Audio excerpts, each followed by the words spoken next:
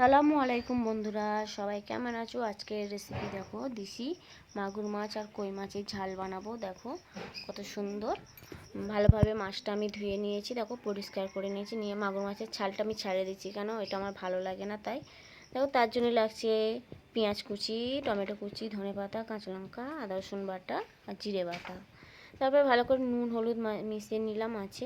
মেশিনে তেল গরম করে দেখো কড়াইয়ে মাছটা ভালোভাবে ভেজে নিচ্ছি।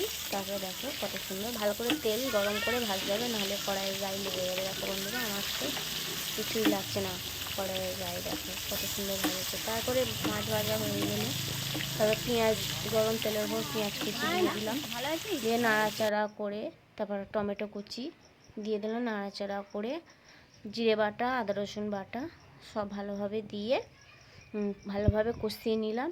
নিয়ে একটু জল দিয়ে দিলাম। জল দিয়ে ভালো করে দেখো ফুটিয়ে নিচ্ছি। ফুটিয়ে দেখো একটু ঢাকা দিয়েছি। ঢাকা দেওয়ার পরে দেখো কত সুন্দর হচ্ছে। দেখো হয়ে এসছে, আর বেশি বাকি নেই। এবার মাছটা আমি দিয়ে দেব, দিয়ে আরও কিছুক্ষণ চাপা দেব। আমি আরও কিছুক্ষণ চাপা দিয়ে রাখবো। রাখার পরে দেখো বন্ধুরা, এবার হয়ে গেছে। এবার আমি ঢাকা খুলে ধনেপাতা কুচি ছড়িয়ে দিয়ে একটুখানি ফুটিয়ে নামিয়ে নেব। তারপরে দেখো কত সুন্দর হয়েছে। আর কাঠের জালের রান্না তো খুব দারুণ হবে, টেস্টি হবে, খুব সুন্দর হবে। কেমন হয়েছে বন্ধুরা তোমরা জানাবে। এইভাবে রেসিপি তোমরা বন্ধুরা একবার ট্রাই করে দেখবে, খুব ভালো হবে। কেমন হয়েছে জানিও।